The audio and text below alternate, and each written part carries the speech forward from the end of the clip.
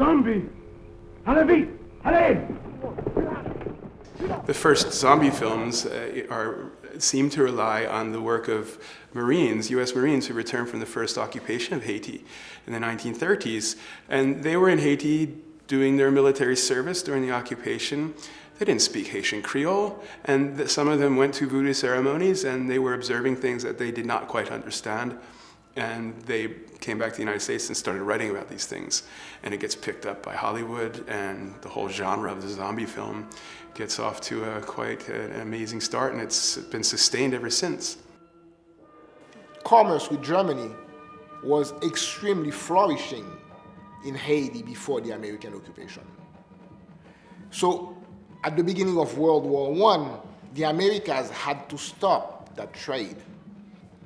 But they use zombies, voodoo elements, as something so negative, portraying them as savages and people that are doing only evil to justify in the mind of the common American the reason for the occupation. Over time, Hollywood always takes advantage of situation. In 1931, Hollywood released Frankenstein, Dracula, and Dr. Jekyll and Mr. Hyde. All three made a handsome profit, sending studio executives in search of their next big monster, which they found the following year in White Zombie. Loosely based on William Seabrook's travelogue, The Magic Island, the zombies themselves are more pathetic than terrifying.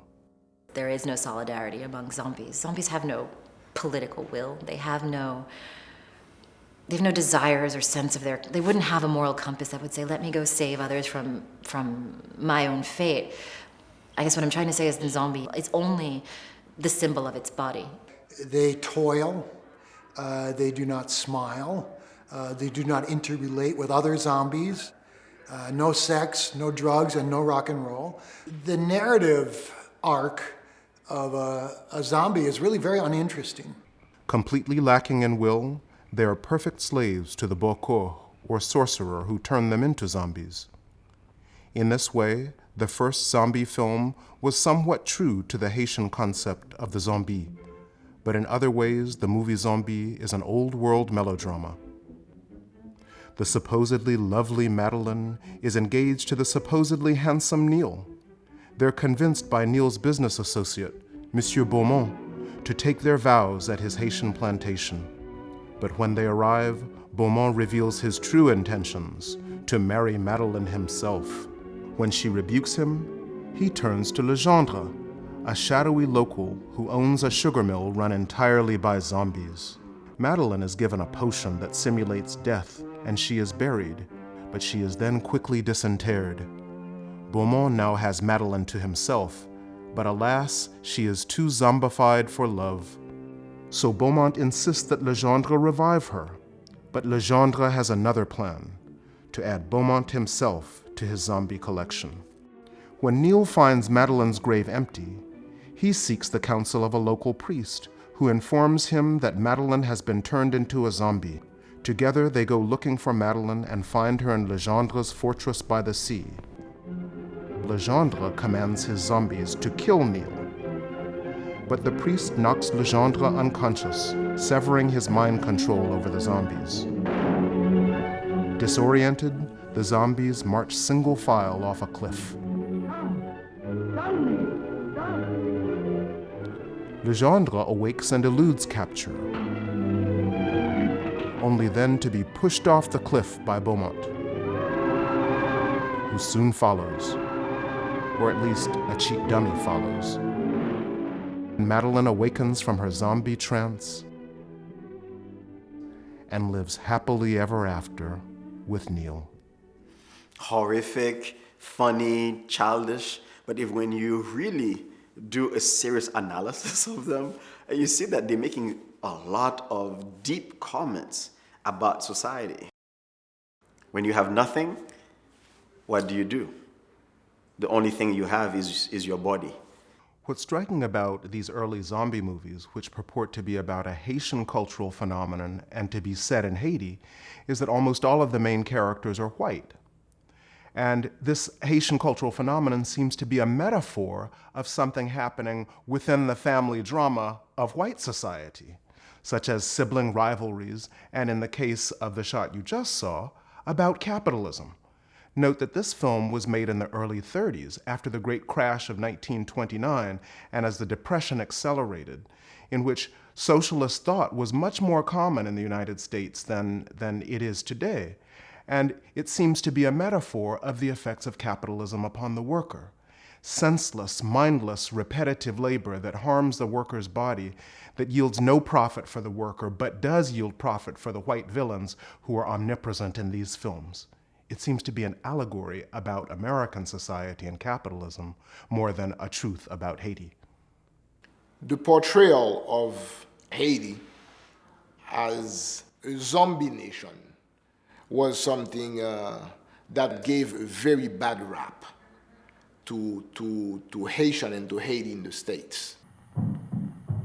For the next 40 years, zombies were depicted in film as little more than bodies, wandering and haunting, but rarely posing a genuine threat to the humans.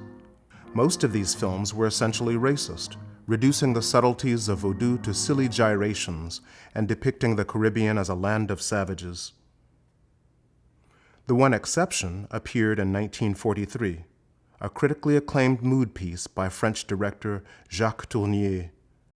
Based on a plot that parallels Jane Eyre, I Walked with a Zombie honors Haiti's ethnographic mystery by using real locations and accurate voodoo terms, as well as black actors in major roles.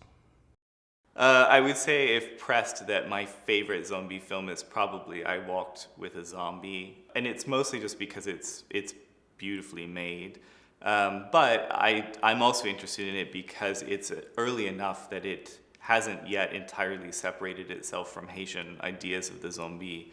And so it takes place in essentially a kind of fictionalized Haiti. I think in the film the island is called Saint Sebastien or something, which doesn't exist, but is a kind of stand-in for Haiti. And in the film, what turns out to be monstrous is not really the voodoo practitioners, but the white folks who are in this hideous love triangle with these two brothers both wanting this same woman, and who they mysteriously find kind of even more erotically appealing after she's been made into this gorgeous zombified woman than they did previously, and continue to fight over her terribly. And then Sandra Lee, I think is her name, the beautiful actress, comes in as a nurse to take care of this woman. And and then they sort of fall in love with her instead. But I think what's so interesting is that the film, although I don't know that it's aware of this, the film, to me, is already showing an awareness that the zombie is really a white fantasy. In the 1950s, zombies appeared metaphorically as humans possessed by alien entities. Nothing of Haiti remained in these films, except perhaps the catatonic behavior of the victims. Like the Haitian zombie, these Cold War zombies lack autonomy and purpose, answering only to their alien masters. Welcome to a night of total terror. Night of the living dead. A decade later, George Romero added elements of contagion and cannibalism to the early catatonic zombie, creating the living dead as we know them today. A zombie post George Romero's Night of the Living Dead is a once living human being with no other purpose but to destroy. They are just animated ill will. In recent years, a more human version of the zombie has emerged. Not eat. Some have regained their voices, remembered their former lives, fallen in love, and even sacrificed themselves to protect the living. But the undercurrent of dread has remained. They are dead, and we are not, and they should not be here. Zombie movies would make you think that the half of Hispaniola that is Haiti is monstrous, and that Haitians are monstrous. Nothing could be further from the truth. Haitians are normal. They walk, they talk, they sit around the dinner table chewing the fat, they go to the farm, they swim in the ocean, they love their children, and they take care of their elderly people. They encounter problems in life as we do and try to solve them as best they can. The zombie is an aberration, but the zombie is real. It is not representative of Haitian society. What is true is that the Haitian Vodou religion is a religion of family unity and healing. It brings together diverse branches of the family, people who have been driven far apart by the search for work and prosperity, who might have had fights and not seen each other. Haitian Vodou brings them together around the project of honoring the ancestors, of taking care of their less fortunate relatives, of passing on the wisdom of older relatives to younger relatives. Haitian Vodou, being a religion of healing, employs a knowledge of the herbs of that island to the project of healing people of ailments that they cannot afford to go to the doctor for, and in some cases, those herbal remedies heal better than what doctors can supply. Certain spiritual ailments and mental ailments that are unique to the configuration of Haitian life are handled with great expertise in Haitian Vodou, in a manner that allopathic medicine simply has not designed the means to address. The Vodou way of doing things and the way of understanding humanity and spiritual life is very different. So Americans are extremely wary of Vodou for its spirit possession and in particular for its ideas and practices about the zombie. I think there is a very intimate relationship between creation and Vodou. In Vodou, we love to say that, God is the greatest creator, and the spirits are great creators. And so are we, because we are a representation, an extension of the spirit. So in that sense, the visual art is also a very important part of Vodou. But so is music, because the drums, which imitate quite often the sound of our heart, or can raise our temperature, or raise our heartbeat, and sometimes transform us into things that we may never have been without the drums. So art and Vodou are extremely linked, extremely connected. For Haitians, there is neither a heaven nor a hell. There's only earth. And when one dies, one goes under the water for a year and a day, and then one's spirit comes back to the compound where you lived and probably died, not in a bodily shape, but in a spirit shape, where you reside on an altar set up for the ancestors. Then it's understood that after a period of 3 or 4 generations, your spirit, your soul, or your nam, as they say in Haitian Creole, will very likely be reincarnated in a member of your lineage, so that you always come back to your family, ultimately. And you live out your lifespan, and the same thing will happen, presumably forever.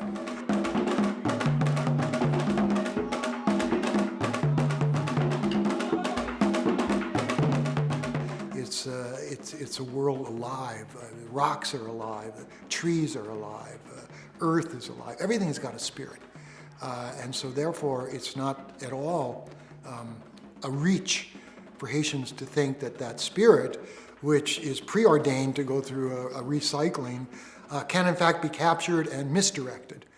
What zombies represent is a break in the system. What zombies represent is the hijacking of a soul or a nam so that it cannot go under the water, so that it cannot purge itself of its various imperfections, and so that it cannot come back to join the family, which is the whole purpose of life. And there are zombies who are individuals who are rather catatonic And I lived for 6 years in Port-au-Prince, and on occasion I'd be driving with some Haitian friends or walking in the streets with some Haitian friends or family members, and we'd see an individual who was wandering alone despite being in a crowd of 2 million people, not speaking with another person, not looking anyone in the eye, very slow, and my Haitian relatives and friends would sometimes suspect this might be a zombie, right, walking down the middle of La Rue Pavée in Port-au-Prince. The Haitians will universally say that zombies represent something which is very, very wrong. And so rather than fearing zombies, what Haitians would fear is either becoming a zombie or else great sadness at looking at someone whose life and death plans have been interrupted, usually by well, I guess what the Haitians would call a bokor, but what we would be likely to call a bad magician.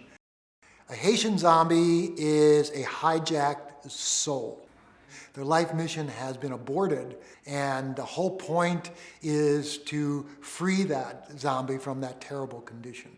In the case of Haiti, people should not think of zombies in the same way they think of zombies in terms of those Hollywood films, but they need to think of it in terms of science, right? How the drugs, certain drugs we have in our environment, once we interact with them, what they do to us as human beings. And one of the drugs we could think of, there's a frog that is used for curare, for example, right? To completely paralyze your body. There's the pufferfish. The pufferfish is 200 times more potent than heroin. All right? The Japanese, you need to have special license to serve that food, because if the poison, the toxin is not removed, it can kill you automatically. So these are the things that poor Haitians, uneducated, without a lab, have extracted those toxins and used to kill somebody, or to put you in a state like death. So what we need to think of is that these poor, blacks, uneducated Haitians are actually scientists. The so-called primitive people, whether the Mayans, Egyptians, or Scots, or Irish, they've had a knowledge of the earth for a long time. And we could also think of Romeo and Juliet, right? The alchemist, the priest, who put Juliet in a state like death. And we celebrate that, right? Because that was beautiful literature that Shakespeare gave us. She was, in a sense, a zombie. And she had to be resuscitated by giving another drug. She wasn't dead. She was in a state like death. And so our first scientists in the Western world were religious folks, the alchemists. So we're talking in terms of old knowledge. And we should not demonize people in terms of what they use, but to understand the technology that they use and the processes so that we can advance our societies.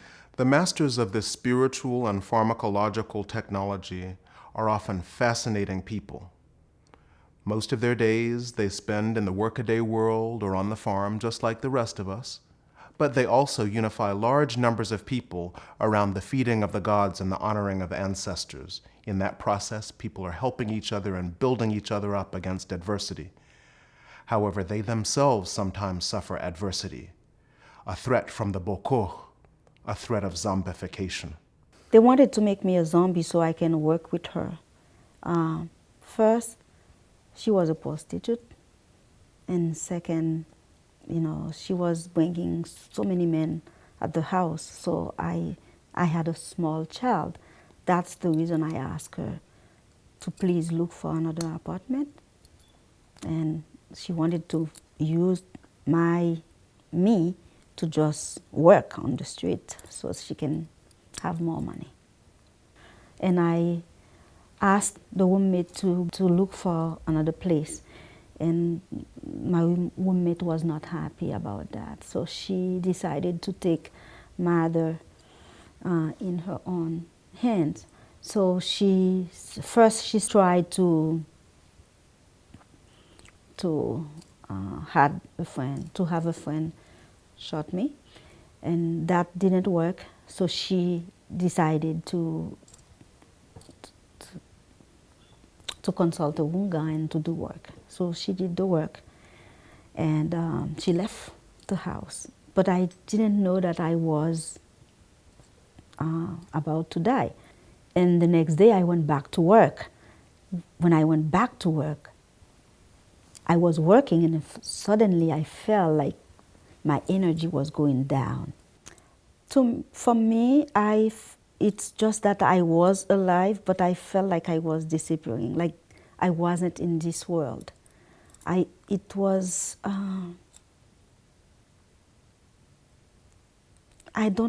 have control at all, and I was so much in contact with the dead. I could hear what they say. I could communicate with them. Like I've really, like my life was leaving me. That's how I felt. Because we could look at it in so many different ways, right? A zombie is a person, the first category, who was stolen, who was presumed dead, because all of the vital parts, that is your heartbeat and your pulse and so forth, are completely lowered to the point where instruments cannot detect it, okay? And so therefore you're assumed dead. The other zombie is in terms of astral, right? Astral, we're talking about the stars, the cosmic energy. It's not the body dug out of the grave that so many Americans are used to thinking about, but rather it's a way that sorcerers in Haiti have of capturing part of a human energy after it's died. This is not the energy of a living person. This is the energy of a person that had lived at one point. Because once you die, who you are, your memory, your action, your unseen self, your unphysical body, it continues to live on. It lives on and it becomes part of the universe. So it is possible for us to capture that energy and use it. You can capture part of a person's soul, for instance, and place it in a bottle, and the spiritual power of this part of the person's soul can be put to work for a sorcerer or for a priest, because our souls are very powerful things. And in Haitian voodoo, the notion of the soul is one that is tripartite. There are three parts of the soul. And so when someone dies, there's a very important ritual called dessunin, and this ritual must be performed to separate these elements of the soul properly, and if that ritual fails, disaster can strike. So a zombie can be part of a person's soul that is entrapped in a body, and it becomes something like an empowered amulet. This tradition probably comes from Central Africa, from the Congo region, and the way people get the spirit of the recently dead into the bottle depends on a kind of a mystical technology that's been passed down. It involves actually going first to the owner of the cemetery, who's a spirit called Baron Samedi. The sorcerers ask Baron Samedi if they have his permission to go in and take zombie, and also how many they may take. And he might say none, or he might say you can take 8, or he might say 3, and that's how many they're allowed to take. Sometimes people will break open tombs and take human skulls out of the tombs, and then they put those skulls through an elaborate ritual process, and they transform the human energy that was in those skulls into a new kind of human energy, if you will, that is contained and compelled to work. The zombie, however, is not a willing participant in this. And frankly, that is why the zombie is so powerful, is because the zombie is angry. And that anger can be channeled through ritual means to what in Vodou we call heating up, or it's a lot of talk about temperature. So the zombie can be heated and made to be activated to do things. But this is, of course, dangerous, as is slavery always, because the slave may not always do what you want. And it becomes a fight of will. Your will and your capacity to control the zombie has to be greater than the zombie's desire to be free of you. And so there's always the possibility that the zombie can get free and enact its revenge against you. Zombification phenomenon has so great impact in Haiti, there is a reason for that. The reason is the phantasma, the fantasy of the continuous phantasm of the slavery in Haiti. That means the slavery has not yet totally disappeared in the social in the society because of the inequalities one observes in the society, the social difference, economic and social difference between peasantry and human persons, and a lot of signs of problems in Haiti, absolutely not yet resolved since the independence of the country. So in Haiti, you have a large number of poor people. These people are vulnerable to diseases, to violence, sexual or otherwise, right? And so in a sense, they become zombies because they're giving their soul to other people because they have no power. The zombie is a deeply meaningful figure in Haitian culture. But for the last 80 years or more, the zombie has been a deeply meaningful figure in U.S. culture. He appears in our films, our comic books, our Halloween performances, our video games, and even wildly popular television series, and he grows ever more in popularity as each year passes. The zombie seems to represent a set of fears and dilemmas deep in the hearts of most U.S. Americans that we have not processed consciously. Consequently, they emerge in the form of nightmares, repeated, obsessional nightmares in the figure of the zombie. There is a crowd of the dead. The dead just proliferate, just keep proliferating, they multiply and multiply and multiply until they just spill into an inconceivable multiplicity. Then there's a crowd of the living, and the crowd of the living is always smaller than the crowd of the dead, by definition. There have been more of them than there are of us.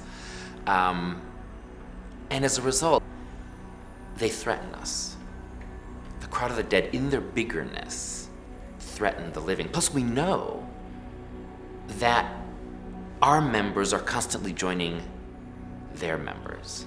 Religion after religion tries to mediate and keep members of the living from joining the crowd of the dead. And it's not just religion after religion. I mean, I think you see that in all of our scientific discourse. I don't even know what extent, but our genetics. The holy grail is to figure out how to forestall aging, to forestall death. There is the crowd of the living desperately trying to defend itself and protect itself from becoming the crowd of the dead. All right, so who are the zombies in these different films? If we had to take them out of the made-up world, the Hollywood world that they've been made up and put into, and look at who they might be in reality, well, I mentioned earlier, they might be immigrants. They might be refugees in the Sudan. They might be Haitians in a detention center in Florida.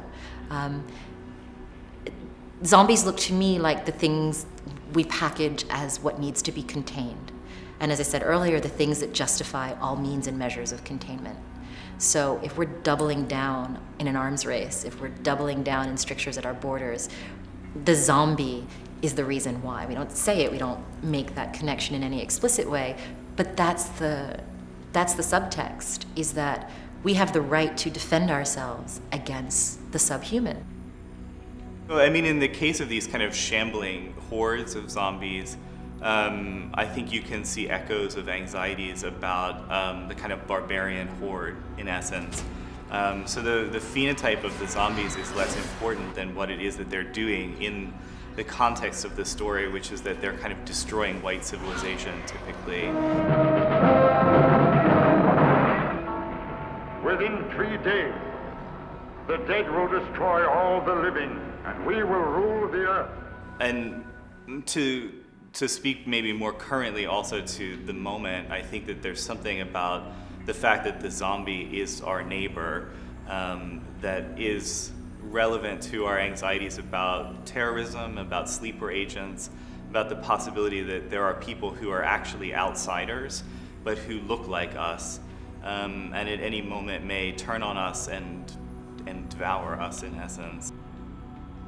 We're afraid of other people that aren't like us getting on us, or looking too much like us, or not being distinguishable and therefore humiliatable or denigratable or removable, right? So I think that part of the fascinating thing about the zombie is that it implies, it functions as a virus, right? It cleanses a society of its weak in some ways, right? Because it is infectious. But it also, to my mind, it reminds us of the things that we fear catching. And those things are, yes, HIV, okay, that's an obvious one. Cholera, there's another one, sure. We're scared of catching diseases that come from the third world, ostensibly. But I think that on another level, we're anxious about catching other things like poverty, like misery, like climate devastation, right? We can project those things as things that happen elsewhere. But if they're close to us, and if they're close enough that we can see how like us they are, then we have to do everything in our power, and much of our power is cultural power, is Hollywood power, is cultural imperialism. We have to make sure that we configure difference at every possible opportunity, and we make plain that, don't worry, yeah, they have mothers and fathers and children, and they just want to eat and have clean water, but look at them, they're not like us, they're built for this kind of suffering, we aren't, right? And I think that what we're articulating is a fear of catching that side of humanity. The problem is that we are moving away from living as communities, as a group, and we are living in individualism. Individualism is what creating suicide, because people are alone. People are not born to be alone. People are energies. People are born to live in groups. People are born to live together. People are born to support each other. And the problem is that we are so much into our individualism that we find ourselves quite often lost. Lost. Totally lost. We find ourselves zombified.